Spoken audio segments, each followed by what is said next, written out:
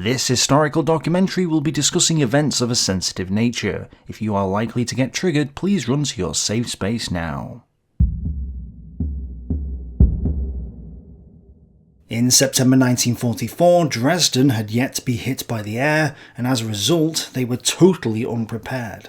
The city's police chief described the air defences as inadequate and said that there was a lack of air raid shelters. No new shelters could be built because of widespread shortages of the necessary materials, and he said that it was only a question of time before Dresden was bombed, and that their only hope now was to minimise the destruction. The first bombs to hit Dresden came in October 1944, when 30 American bombers were diverted from other targets to the city. Only 270 people were killed, so the authorities pretended that the air raid had never happened, not even allowing mention of it in the press. Considering that London's death toll had been 250 people on average for a given raid during the Blitz, the fact that just 30 American bombers could kill more than that in one night in Dresden should have been a warning sign that a proper raid on the city would be a lot more devastating, yet the authorities seemed clueless. During the first raid, the city had been defended by 24 88mm anti-aircraft guns, but since the city had only been targeted once throughout the war, whereas the British and Americans were bombing numerous other cities, going for their military and industrial targets, it didn't seem necessary to keep the anti-aircraft guns in Dresden. The city's flak guns were, therefore, packed up and placed into boxcars at the railway station to be sent elsewhere, as another raid hit Dresden on the 16th of January 1945. This time, 127 B-24 Liberator bombers had orders to target another location, but bad weather over the original target compelled them to bomb their secondary target, Dresden. 127 bombers was more than the 30 they had seen previously, and so when they dropped their bombs, 376 people in Dresden were killed, 100 more than the previous raid. This hadn't been a precision raid, so the bombs fell throughout the city, with only one area around the railway station and the military barracks being considered to be a concentrated hit. But the authorities couldn't ignore this raid this time, and allowed the details of it to be published. The reason why the Allies hadn't really targeted Dresden before was because there were much more important targets. Yes, Dresden was the 7th largest city in the Reich, boasting an armaments industry, other industries, a military barracks, and a rail network, but it was also in East Germany, miles away from the Allied air bases. It was a 4-hour journey just to reach it, then turn back, which was exhausting for the bomber crews, but also dangerous since they were flying over numerous anti-aircraft gun batteries and interceptor fighter screens. Really, it wasn't until the Luftwaffe was crippled in the late war, and when many of the other targets had already been hit, that Dresden even made sense for them to consider. But because Dresden had so far been spared, many Dresdeners genuinely believed that their historic city was exempt from destruction. They also believed that there was little reason to target it. In fact, they were less concerned about a bombing raid than they were about the Soviet armies who were approaching the city from the east. What they didn't realise was that it was precisely this factor, the advancing Soviets, that would make Dresden a priority target for the Western Allies. On the 1st of January 1945, Colonel General Heinz Guderian officially designated Dresden a defensive area, or Verteidigungsbereich. For all practical purposes, this meant that Dresden was a fortress city, although not technically till later, and was expected to be defended until the last man. The Germans believed that the city would end up being besieged, pounded, and fought over in heavy street-to-street fighting. They thought that the civilians would be starved and that it was going to be like Stalingrad, or what was happening in Königsberg to the north, meaning that they knew that the city was going to be destroyed at some point anyway. And at this time, German civilians were fleeing from cities in the east, with 18,000 refugees dying from the cold and privation from Breslau to Kanth. They were welcomed at Dresden, where the National Socialist People's Welfare Organization helped find accommodation and cared for new arrivals, setting up medical treatment facilities and soup kitchens before the refugees were sent further west. The British knew that Dresden was a major transportation hub and had intercepted German reports stating that they were currently shifting forces to the Eastern Front. The Soviets also requested that the Allies hinder this German movement to the east, so the cities of Chemnitz, Leipzig and Dresden became priority targets, with their rail networks having to be taken out, along with Berlin's. At least, that's what Air Marshal Arthur Harris believed. Bomber Harris, as he was called, is a controversial figure, having received a lot of criticism during and after the war for his conduct of it. While some of this is valid, as we shall see, it's worth remembering that he was a man of his time, a time where people knew what the Germans had done to the world. The technology wasn't there yet for bombers to hit targets with any accuracy, and that technology wouldn't develop until the end of 1944, and even then it was impacted heavily by the weather and human error, making the chances of actually hitting the targets questionable at best. The British were also forced to strike at night as a way to reduce casualties on their own forces, which meant that they would never be able to precision bomb with sufficient accuracy. In March 1945, the Americans realized that over the previous winter, 42% of their bombs fell more than 5 miles from their target. Bearing in mind that the Americans bombed during the day, not at night like the British did. Thus, the only option for the British was to aim for large targets like German cities, and that's what they did. Now, due to the Western Allies' intentions of landing on the European continent, Bomber Harris was forced to send his bombers to support the Allied ground operations. It was only from mid-September 1944 onwards that he got the chance to mount more of his area bombing campaigns that had been so effective in 1943. At this point, Harris was being urged to attack Germany's synthetic oil plants, as well as the German transportation system. Harris, though, was having none of it. He said that they couldn't wait around doing nothing for the perfect weather to attack specific targets like that.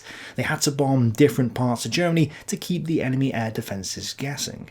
So he would attack the Ruhr and the oil plants when the opportunity arose, but in the meantime he would strike the remaining 15 major German cities that were left unbombed. It's worth noting that Harris had previously gone along with various other proposals to attack one target or another, including the Dam Buster raids, which he hadn't been a fan of. He'd attacked the ball bearing plants as well, but none of these appeared to have had any impact on the war, so why would attacking the oil plants make a difference? Well, it's because Harris was wrong about the oil situation. The Germans had suffered from a major oil shortage throughout the war, and they were on their last legs regarding oil at this point. However, Harris didn't think the intelligence reports regarding the oil shortage in Germany were particularly accurate, and the reason why was because he hadn't been informed about the breaking of the Enigma codes, so he didn't realise that the information he was receiving was actually correct. Also, another factor to consider was that Dresden hadn't really been hit before. When striking the Ruhr or other areas that had been targeted over and over, Bomber Harris had realised that incendiary bombs were not that effective, since rubble doesn't burn well. Therefore, in those cases, his bombers were loaded more and more with high explosive, which, while devastating, couldn't hope to destroy a city as well as fire could. Thus, there was a shortage of high explosive bombs and lots of incendiaries lying around. So, cities that had barely been hit with lots of wood, like Dresden, were ideal targets because plentiful stocks of incendiaries could be used to burn them down. And, although German and post-war propagandists would claim otherwise, there were numerous factories in Dresden, including Dresden's largest employer, Zeiss Ikon AG. This was a producer of cameras and lenses important to the war effort, but also produced bomb sights for aircraft and time-delayed fuses for torpedoes. So yes, while there was a revenge element when it came to the Dresden raid, since the Germans had targeted British cities and others throughout Europe, that wasn't the primary motivation. Dresden was seen as a legitimate target and a logical choice when you take into account all the various factors. And Harris wasn't alone in this decision-making. On the 27th of January 1945, with Churchill calling for action, Deputy Chief of the Air Staff, Sir Norman Bottomley, told Harris to target Berlin, Dresden, Leipzig and Chemnitz. These, Bottomley hoped, would cause confusion in the evacuation of refugees and hamper troop movements in the east. Churchill approved the bombing of these industrial cities on the 28th, and there was a note to the Chief of Staff's committee which I should point out doesn't say that they're targeting refugees specifically, but shows the British attitude at the time. Evacuees from German and German-occupied provinces to the east of Berlin are streaming westwards through Berlin itself and through Leipzig, Dresden and other cities in the east of Germany. The administrative problems involved in receiving the refugees and redistributing them are likely to be immense. The strain on the administration and upon the communications must be considerably increased by the need for handling military reinforcements on their way to the Eastern Front. A series of heavy attacks by day and night upon those administrative and control centres is likely to create considerable delays in the deployment of troops at the front and may well result in establishing a state of chaos in some or all of these centres. It appears that the Americans joined the British in their scheme because the Soviets had specifically asked the Western Allies to bomb the Germans to prevent them sending forces east, and both the Brits and the Americans wanted to help them out. Then, on the 6th of February 1945, Portal gave the order to Harris to attack Dresden. And David Irving later said that Harris was so shocked by this that he drove to London to query the order. But as historian Frederick Taylor points out, this makes no sense since Harris had known as early as November 1944 that Dresden was a legitimate target, and he also wanted to bomb cities, so why was he so shocked? Also, as will become clear as we wade through this, the Allies had expected to do damage to Dresden, but not necessarily as much damage as they ended up doing. The Allies sent a similar number of aircraft to Dresden as they had to other cities, and yet it resulted in massive destruction. Why? Well, the reason was because, unlike the other raids, at Dresden almost everything went right for the Allies, and almost everything went wrong for the Dresdeners. By February 1944, Dresden's flak guns and crews had been sent elsewhere to be overrun by Allied and Soviet advances, and Dresden was basically defenceless, although the Allies didn't know that. It is said that the withdrawal of flak indicated the low status of Dresden as a military or industrial centre. Not necessarily so. No one would deny the industrial status of the city of Chemnitz, known for tank production, yet Chemnitz too lost its anti-aircraft batteries in November-December 1944 and became equally defenceless. The Third Reich, bereft of labour and fighting men, had become desperate. Towns that should have continued to be defended were not. 796 Lancaster bombers would be used on the Dresden raid, and this was actually less than the 1,000 bomber raids against cities like Essen and Dortmund. The first wave to go in were from No. 5 Group, the same one which had taken part in the Dambuster operation with the bouncing bombs, and they had 14 squadrons for a total of 244 aircraft.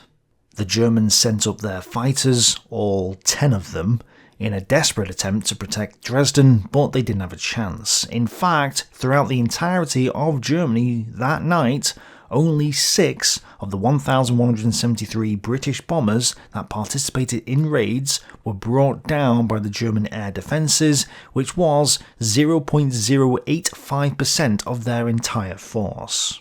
The air raid sirens at Dresden started at 21:40 hours on Tuesday the 13th of February 1945.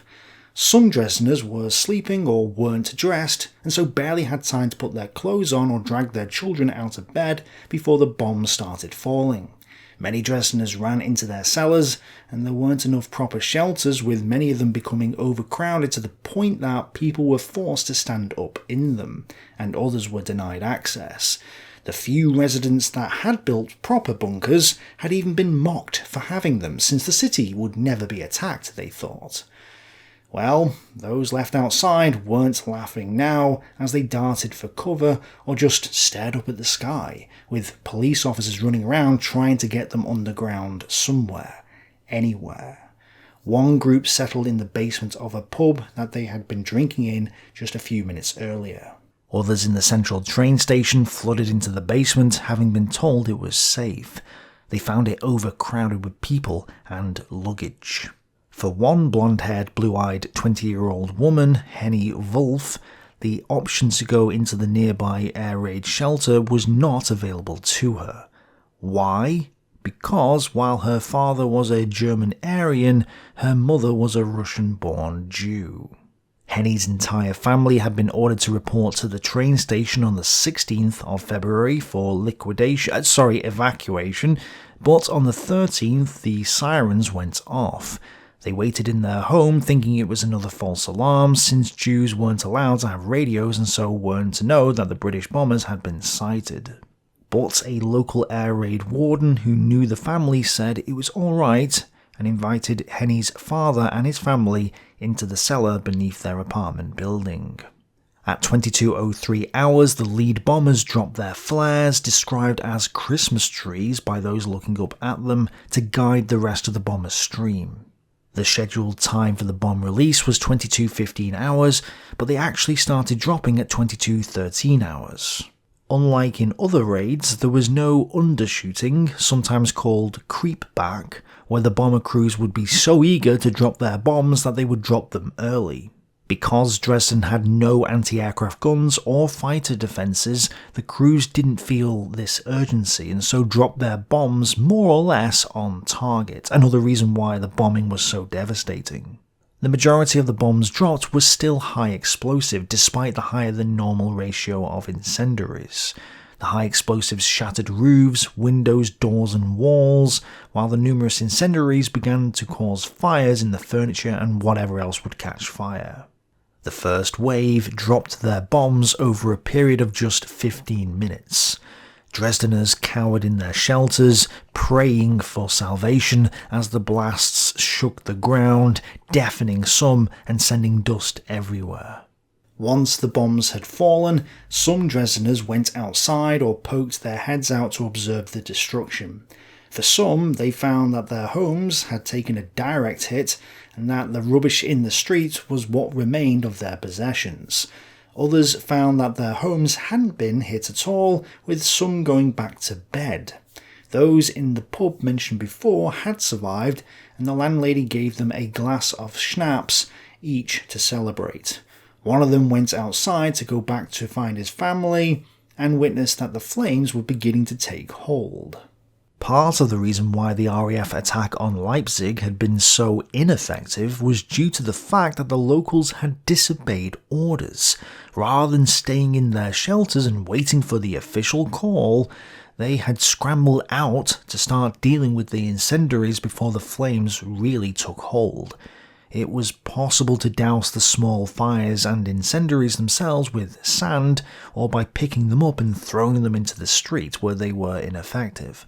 As Taylor explains, the Dresden population was much more passive and more obedient, perhaps more trusting of the authorities. It would pay dearly for this. Nah mate, you've got to trust the experts, you can't think for yourself or take ownership for your own lives, so stay inside, follow the Führer state, save lives. So anyway, the people of Dresden followed the rules and all burned to death, while another wounded German veteran who had been sent home confirms that many of the Dresdeners hadn't experienced bomb raids before, and also said that the fatal error that they made during the first wave was to rescue their possessions from the buildings instead of tackling the fires. But to be fair, some couldn't get out of their cellars as the buildings above them were on fire. Others in the lesser hit areas of the city did try to put the flames out or just simply flee the city, but at the central railway station a fire from an incendiary started above ground and a panic followed below it. Some were trampled, others suffocated in the smoke or from the weight of bodies pushing against them. 1,000 firefighters were stationed in the city, and many auxiliaries and reinforcements from other areas would arrive soon, But they couldn't control the flames alone, which quickly got out of hand. One fire warden found that his house and neighbourhood were largely intact, with only one fire that was soon under control. But as he went to inspect other areas, he observed far more widespread destruction, as well as the firefighters trying to battle the flames. He helped evacuate some of the elderly first, until the fires became overwhelming. No reliable documents from the firefighting operations have survived because so many firemen were killed during the night. One family with two daughters, one called Erica, found that the initial damage to their apartment was minimal, and started tackling the fires. Unfortunately, as most of the other residents had stayed below, the other apartments in the block caught fire, and they had no choice but to grab what belongings they could and get out. Erica's father took their state-of-the-art sewing machine, the most valuable of their possessions, as her mother packed clothes, a camera and a hat into bags. Some of the elderly in the building were resigned to their fate, but Erica's father ordered them to get ready to leave. They doused themselves in water from a barrel and waited for the fires in the street to die down before attempting to break out. However, Erica observed something concerning. The tar in the street was bubbling. The Jews who had been allowed into the cellar of their building by the air warden came out of it, against the orders of the city, to discover that the building was on fire. The father of Henny Wolf ran into the building before the flames became too intense, grabbed their papers, documents and some money, and made it out of the building. Knowing that they were about to be deported in a few days' time anyway, they tore off their yellow stars and made their way out of the city, observing that the Gestapo headquarters and Nazi Party buildings had been hit and were in the middle of the flames. The heart of Dresden was a roaring blaze by 2300 hours, barely 47 minutes after the first bomb fell. Worse, many of the streets in the city centre were blocked with rubble, preventing those that wanted to leave from getting out. That's when the second group of British bombers appeared, this time 552 of them. The air raid sirens started up again in Dresden at 0107 hours on the morning of the 14th of January, but only in the suburbs. The centre of the city was without power, so only a few civilians there could hear the wails. Many didn't know there was another wave until flares descended upon the city or when the bombs started falling. Meanwhile, in the air, the British second wave faced a dilemma. It was night time, but several reports indicate that it was as light as day due to the fire, to the extent that one aircraft crewman could see the crew members of another bomber. Their orders were to hit the centre of the city to maximise destruction, but it was obvious that maximum destruction had probably already been achieved. They then quickly discussed whether to hit the centre again or bomb other parts of the city, and in the end, by a purely on-the-spot decision, they moved their target zone to the areas outside the city centre, including some of the suburbs. As a result of this decision, the outcome will be the greatest area of a city destroyed in a single night due to strategic bombing up until that point. It was so bad that at 0142 hours, the markers dropped to the ground to indicate where to attack had all been consumed by fire, so the order went out to just drop their remaining bombs somewhere in the middle of the inferno. 1,435 high-explosive bombs, 967.6 tons, and 443,158 incendiaries, 791.3 tons, were dropped between 0121 hours and 0155 hours. Historians, and some eyewitnesses, are of the opinion that the central part of Dresden was probably already a firestorm and definitely beyond saving even before the second wave arrived. But the second wave added to the carnage, making the situation much worse for the firefighters below. The wounded veteran soldier I mentioned earlier was in a school which had been converted into a hospital. The soldiers and firefighters in the school had put out the fires from the first wave, saving the building, but then the second wave bombs started to explode. Nobody had heard the sirens, and so there was a mad dash into the shelters again. This time though, bombs struck the building and flames set the ground floor on fire, so the wounded soldier fled. Out on the street, the firestorm was at full raging power, the air a maelstrom of burning chunks of wood and metal and paper. Blazing tree limbs flew past the terrified young soldier, all kinds of half-recognisable objects caught up in the searing tornado, including, he realised, helpless human beings. During a firestorm, the temperature rises to such an extent that all the air becomes hot. Well, since hot air rises, it takes all the oxygen up with it and away from the ground level. You could be stood in a vacuum with flames around you, and for a moment everything appears calm as you try to catch your breath, but then the super hot air rushes back in, burning your lungs not with oxygen, but with poisonous carbon monoxide. The fire was reaching up into the sky, consuming oxygen at an ever-increasing rate, and the cold, drizzly air in the Elbe Valley was rushing even faster into the vacuum. In the cellars, the chemistry was changing too, as invisible fumes began to whisper from brick chamber to brick chamber, though so gradually that those who noticed a shortness of breath, a curious feeling that even the deepest breath could not fill their lungs, might have attributed the symptoms to stress or fear. There was a natural firestorm in America in 1871, caused initially by railway workers clearing some bush, that then got out of control by the wind. The flames spread so fast that some said it sounded like a freight train when they reached the town of Pestigo, which was then engulfed in a wall of fire a mile high and hot enough to turn sand into glass.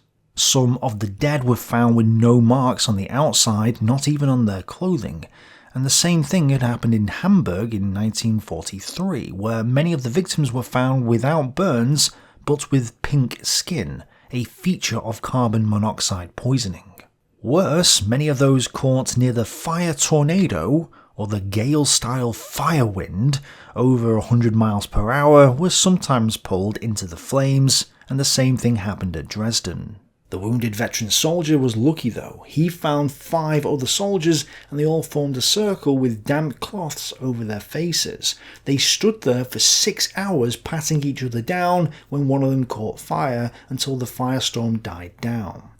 They were some of the very few who had survived from the school.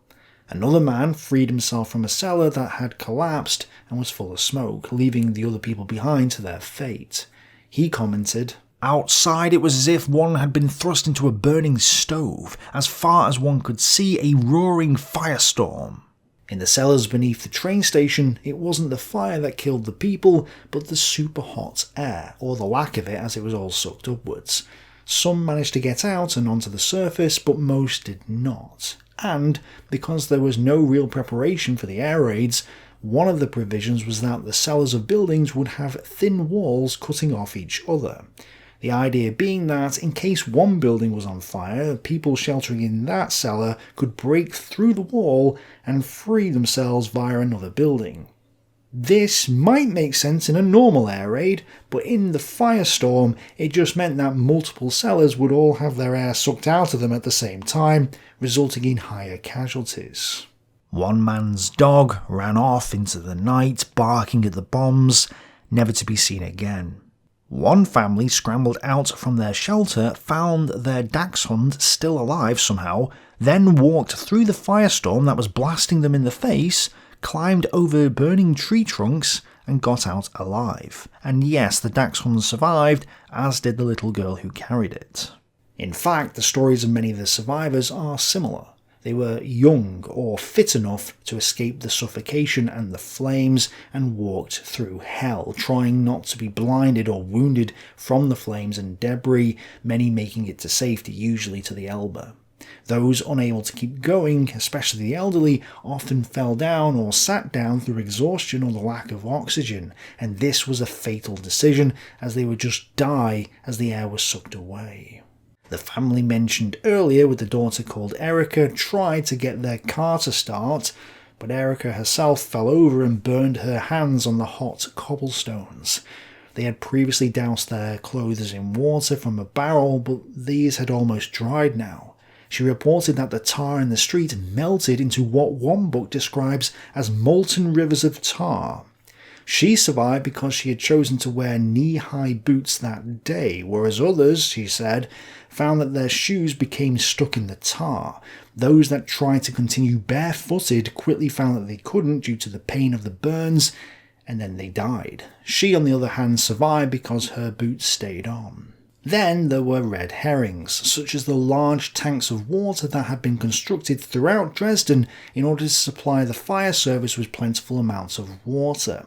People headed for the tanks, often dying on the way, but those that made it into them either died when the air got sucked away, or died from exhaustion trying to keep afloat for hours on end in the tanks that they couldn't get out of, or were simply boiled alive. Another elderly Jewish man, Victor, had been spared deportation so far because he was married to an Aryan wife. He had witnessed deportations though, and had been the one, just before the Dresden raid, to hand out the letters to the remaining Jews who were about to be deported. Well, Victor and his wife had become separated in the chaos as a bomb exploded near them, and he ended up in the burning local Reichsbank building. But he eventually made it to the Elbe, where miraculously his wife was. Eva cut his yellow star from his jacket with a pocket knife, and the two of them escaped Dresden, with the chaos allowing him to pretend to be an Aryan until he was liberated by the Americans later in the war. A happy ending, but he was one of barely 100 Dresden Jews to survive the war. As the bombers flew back to Britain, more bombers were about to be prepared. These were different though. These were American. The idea had developed that the British would strike by night and the Americans would strike by day. At Dresden, the Americans had been scheduled to go in first, with the British following up in the evening, but the weather had prevented the Americans from taking off. Therefore, the British had gone in first, and now the Americans would leave their mark. 431 B-17s of 1st Bombardment Division, escorted by P-51 Mustangs, were tasked with bombing Dresden, and many more were to bomb other targets. This would put, if all went well, another 678.3 tons of high explosive and 400 tons of incendiaries on the city that was more or less a ball of flame. But on their way, 3 groups became separated from the rest after a run-in with some flak guns, and ended up losing their way. Instead of hitting Dresden, their aim was slightly off, and they ended up bombing Prague, the Czech capital. By the time the main group of 311 bombers was approaching Dresden, the firestorm had died down, but many fires still burned, and the sky was black to the point that some Dresdeners didn't know it was daylight. The main railway marshalling yard and the industrial area west of the city centre weren't so badly hit, so one lot of flying fortresses targeted that. However, clouds obscured some of the groups, and they ended up having to use their unreliable radar targeting system to guide them in, which meant that a good portion of the bombs were scattered throughout the city or missed Dresden entirely. One unit ended up flying to the Brooks synthetic oil plant instead, which was miles away. But it only took 13 minutes for the flying fortresses to drop their bombs over Dresden. 1,900 high explosive and 136,800 incendiaries fell. This was 771 tons, about 2/3 of the amount the first British wave had dropped, and it was confirmed later that they had largely hit the marshalling yards and the industrial area to the west of the city's centre. Several armaments factories were destroyed, although the American raid hadn't been as effective as the British due to all the difficulties and the fact that the city was already gutted. Some of the fires would burn for 3 days. The aftermath is also too gruesome to detail here on YouTube, but needless to say, it wasn't pretty. Feel free to Google some of the images.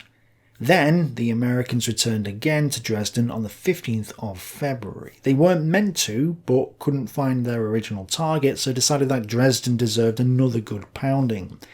210 B-17s dropped another 461 tons of bombs, with a lot missing the city completely, although some did hit the Dresden prison, freeing a bunch of communist and Czech resistance members.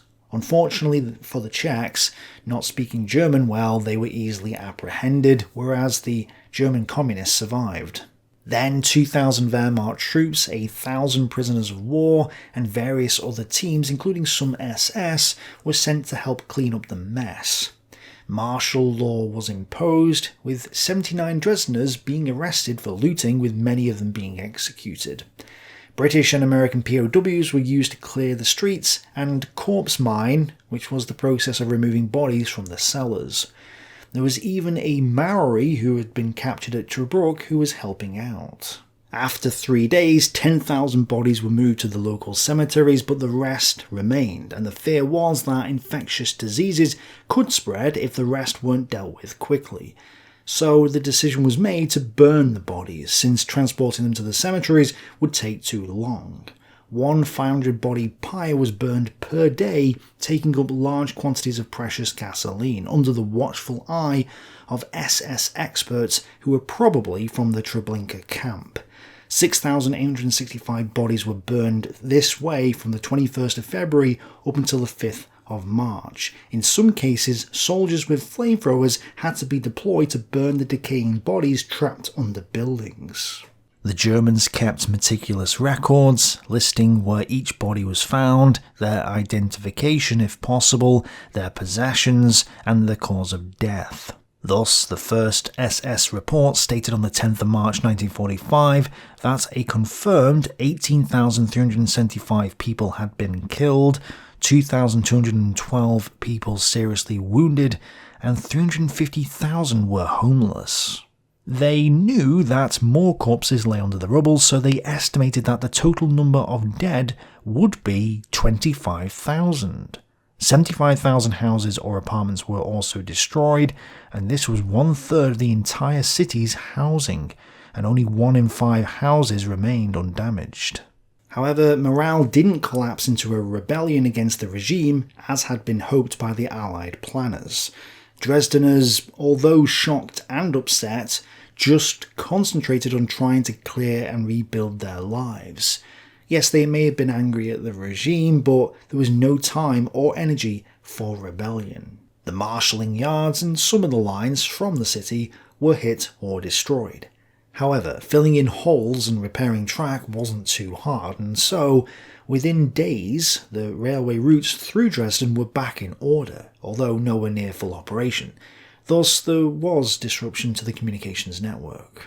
But 199 factories were damaged or destroyed in the raid, 41 of these were classed as important for military production, 21 of which were now completely out of action, and since many of their employees were killed, some of those that did survive saw reduced capacity.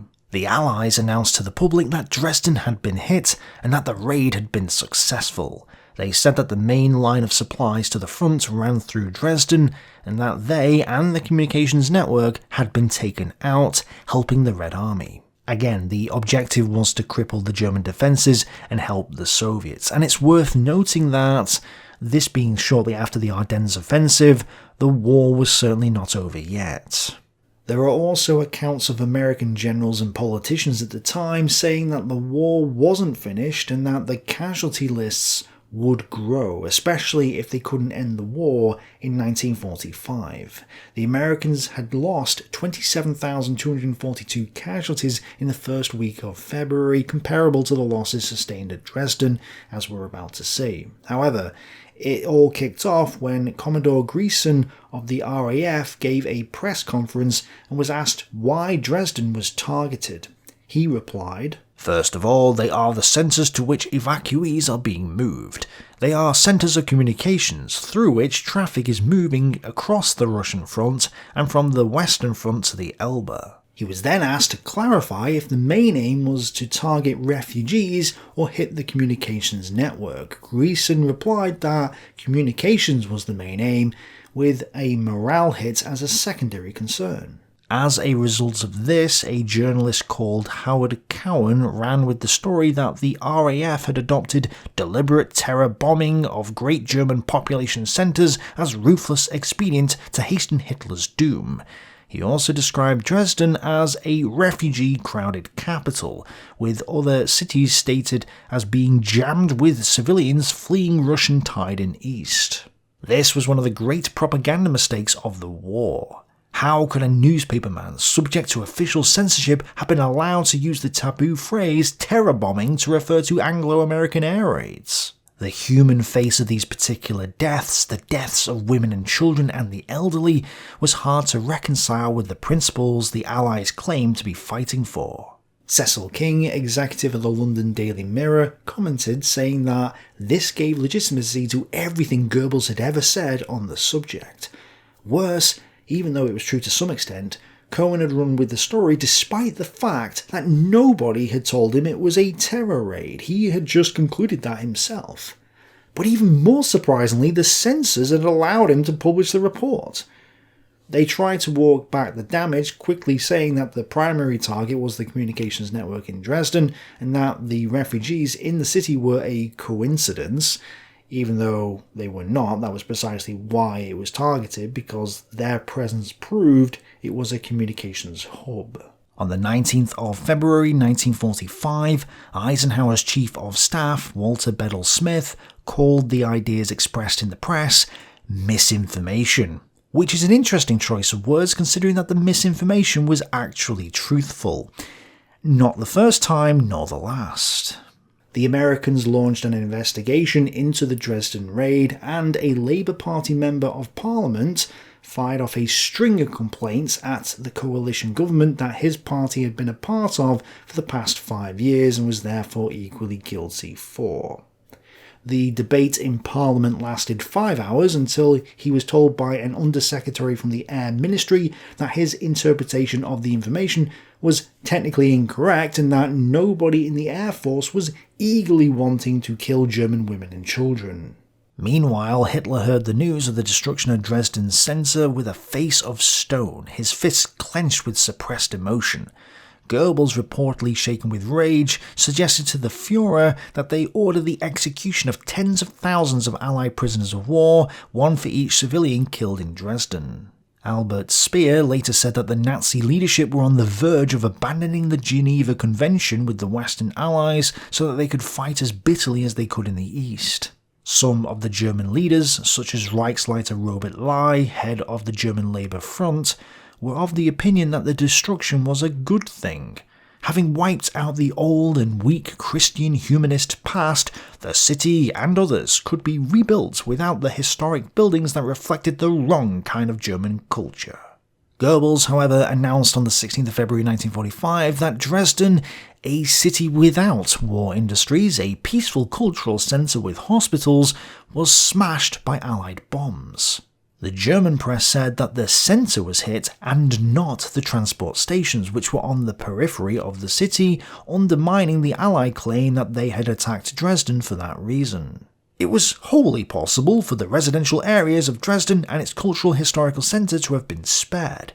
The use of incendiary bombs shows that the cultural and residential areas were deliberately attacked and destroyed. The explanation can only be that they desire to obliterate and annihilate the German people and all its remaining possessions. For years, Goebbels had described the Allied air raids as terror attacks, but this time it really hit home because people could see the devastation firsthand. In the weeks after the event, photographs were shown, even of burnt children, with descriptions like Dresden, massacre of refugees. One German newspaper said that tens of thousands were buried in mass graves with no possible way of identifying them. And that's when the numbers started coming out. It wasn't 100,000 fatalities, but 200,000, one German source claimed. The German authorities were well aware of the 25,000 figure put forth by the SS, but that didn't matter. One German-operated newspaper in Sweden said that 2.5 million people were in Dresden at the time of the raids, which was 4 times the actual number. And no, there simply weren't 2 million refugees in the city, but that didn't stop them from claiming 400,000 deaths, since every cinema and church was supposedly overflowing with refugees and all of these were destroyed. It was also said that those fleeing the city were strafed by aircraft, destroying vehicles and carts. These then blocked the streets, preventing aid from getting to Dresden. Except this didn't happen. This dramatic account, it turned out, was based on the testimony of one eyewitness who had reached Berlin some days after the raid. Similar stories would emerge from Britain, children who distinctly remembered not just German planes swooping down, but even, and impossibly, the faces of the pilots. Then the figures started to fall as more accurate accounts were heard, but the 100,000 to 200,000 figure kept circulating. Before the SS's final report that estimated 25,000 fatalities in Dresden, there was an earlier report that had counted 20,204 dead so far. The propaganda ministry doctored the document, adding an extra 0, making the number 202,040. Even the number of corpses incinerated in the Altmarkt, 6,856, was given an extra 0, taking it up to 68,650. Goebbels himself finally wrote to the German public on the 4th of March 1945 in the Das Reich newspaper. Failing to make mention of the armaments factories or any other important targets in Dresden, he informed the public that the attack had been a radical annihilation of an urban area where thousands of inhabitants were now buried in mass graves. His aim is to force us by mass murder into surrender so that he can then carry out a death sentence on, as the other side expresses it, the surviving remnants. Meanwhile, V-2 rockets continued to pour on London until the 27th of March 1945, when the last one hit a block of flats, killing 134 residents, most of them Jewish, coincidentally. So it appears that the Germans also employed mass murder tactics in order to compel the Allies to surrender, suggesting that Goebbels was projecting Nazi goals onto others. In his The Death of Dresden book, published in 1952, Rodenberger said that there were 350,000 to 400,000 dead in Dresden, as recorded by a local official of the propaganda ministry in a report to Berlin. But the record has never been found, so it's not clear how Rodenberger got access to such a document, or if it even existed. Plus, it was written by the propaganda ministry, and therefore wasn't likely to be truthful anyway. In 1955, the communist politician Max Seidowitz wrote The Unconquerable City, where he said, with the full authority of the East German government, that there had been 35,000 deaths in Dresden, possibly a few thousand more. David Irving wrote his The Destruction of Dresden in 1963. On the one hand, Irving's book actually brought a lot of interest in the subject of Dresden, since he interviewed several surviving RAF officers, including Arthur Harris himself, and gained access to other documents. But he also claimed that 135,000 people were killed in the raid. This figure came from a man called Hans Vogt, who had been in charge of the Missing Persons Centre in Dresden in the weeks after the raid. Although the street books kept by the searchers only went up to between 30,000 and 40,000, Vogt insisted that this was a minimum figure. Irving accepted Vogt's higher personal estimate, an informed guess, that at least 135,000 must have died. The problem was that the documents needed in order to disprove this figure were in East Germany, and weren't available in 1963 when Irving published his book. And as a result, people were heavily influenced by this figure. Worse, Irving was then given a copy of the German document that said that the confirmed deaths were 202,400 and 250,000 were anticipated. These figures had been in circulation for many years. Irving had dubbed them fake in his book's first edition. But on seeing apparent authentication, he publicised the new, even more horrifying figure widely. He was actually told that it was a fake when he received the apparent authentication, but still went ahead and used it as evidence. Then, in 1965, Walter Weidauer, a communist but also historian, was approached by a woman after a lecture. She gave him a document that her father-in-law had, and he had been a colonel in the Order Police in Dresden, and this document was the SS's final report. In fact, it was her father who had signed it. The report was confirmed by the discovery of a situation report written by the Order Police in Berlin with similar numbers. The numbers were between 18,000 and 22,000 confirmed, and 25,000 estimated deaths. Plus, the document that Irving had received with the anticipated 250,000 figure also noted that this number was being issued as an exceptional measure in order to squash rumours that the casualty rates were much higher. So what were the rumours saying? That millions had died? That would clearly be far too high, so it was then realised that an extra 0 had been added to the numbers. The real numbers were 20,400 confirmed and 25,000 anticipated. Irving therefore wrote a letter to the Times of London explaining that the estimates in the document were probably faked. And this would be great, except Irving then proceeded to continuously claim, without concrete evidence, that over 100,000 people were killed at Dresden, even going as high as 250,000. At the launch of the Leuchter report in 1989, Irving stated that there were 1 million refugees in Dresden and that hundreds of thousands were killed. Apparently, he still thinks the death rate was in the hundreds of thousands, even if there's no concrete evidence of that right now. And there's actually a nice list provided online as a result of the trial where he sued Penguin Books for libel and lost, which lists all the times he publicly said that deaths exceeded many more times the numbers that the evidence showed. His figures are all over the place, and this is what the judge concluded. In my judgment of the estimates of 100,000 and more deaths which Irving continued to put about in the 1990s lacked any evidential basis and were such as no responsible historian would have made. His motivation for increasing the numbers is obvious. In a television documentary screened on 28th of November 1991, Irving said that 25,000 people may have been executed in Auschwitz, but 5 times that number were killed in Dresden in one night. Irving later referred to the bombing as a Holocaust and said that the Allies, not the Germans, had killed many of the Jews that were missing in their bombing campaigns.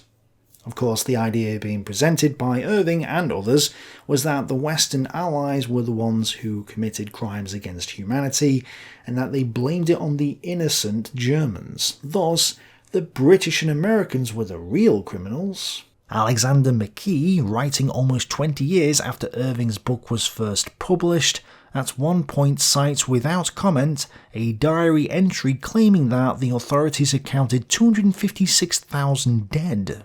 He ends up taking the 35,000 figure and then remarking that, given the poor air raid provision and the numbers of anonymous refugees in the city, which, like most writers of the time, he vastly overestimates, it might easily be doubled to 70,000 without much fear of exaggeration, but no one will ever know for certain. In other words, McKee simply decided to double the number because he didn't think it sounded like enough. A lower figure, it must be said, would not have enabled his book to be published under the impressive title The German Hiroshima, Das Deutsche Hiroshima in Germany. McKee was also pushing the view that Dresden was a massacre that had no military or strategic justification. Franz Kurowski, someone I've referred to in previous videos, especially my series on the North African campaign, went back to the old statistics that had since been proven to be false and concluded that between 100,000 and 300,000 people were killed. He blamed the game playing with figures on a general tendency to play down the total dead at Dresden in order to reduce any prospect that the victorious Allies might have been held to account before an international court, as German leaders had been, but also as a reflection of a German tendency to take the blame as an act of atonement for manifest German crimes. Both sides, concluded Kurowski, were equally guilty of hideous atrocities. But German historians felt compelled to remain silent and to write of the ever-enduring German guilt towards everyone else. Gotts Bergender in The Air War in Dresden, published in 1977, came to the conclusion that it was possible for between 35,000 and 40,000 to have died. More estimates claimed similar numbers based on someone who said that they counted the bodies that they buried. It turned out that he had overcounted by many thousands when records were found stating the actual number. McKay, not McKee but McKay, says that 25,000 people were killed, while Taylor says that a fair estimate places the deaths between 25,000 and 40,000. But Addison and Krang state that this was a compromise figure and that it's highly unlikely that the death toll was higher than 35 to 40,000. I also agree that going up to 40,000 is a little excessive. It's more likely that up to 25,000 people were killed, as the SS themselves estimated. That said, Dresden was a war crime, and I'm not the only one to come to that conclusion. Real historians are saying that too. It wasn't a crime against humanity, because a crime against humanity doesn't necessarily have to take place in wartime, and is defined as a state targeting a population. A war crime obviously has to take place during war, and is usually viewed as crimes taking place through the conduct of war. So for example, an army is fighting a battle, but then its soldiers kill some civilians or prisoners of war. That would be a war crime, whereas the Holocaust was a crime against humanity because a war wasn't necessary for the persecution of those civilians.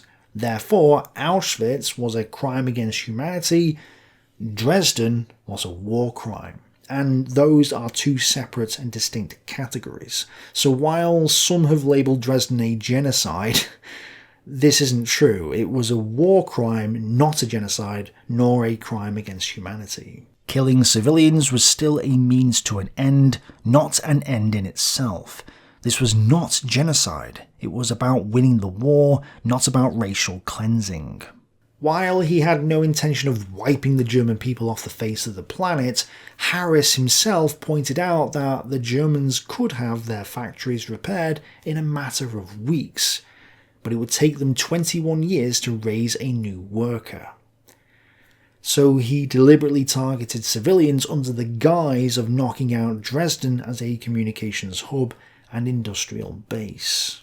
Now, I don't have time to cover all the discussion of this here, so I encourage you guys to read the books if you want to know more. While Taylor's and Mackay's books are both great narratives of the actual bombing, I would say that Taylor's book is the best book on Dresden because he goes into more detail. He has a larger word count, and talks more about the numbers debate, including in one of the appendixes, which I recommend that you read. Mackay's is a great book in its own right though, and finally on the discussion of whether Dresden is a war crime or not, I would encourage you to check out chapter 8 in the book Firestorm, The Bombing of Dresden by Addison and Krang. The Germans bombed Allied cities earlier in the war, including Rotterdam, which I've covered here, and I'll be covering similar bombing raids in the future, so be sure to subscribe if you haven't done so already. Thanks for watching, bye for now.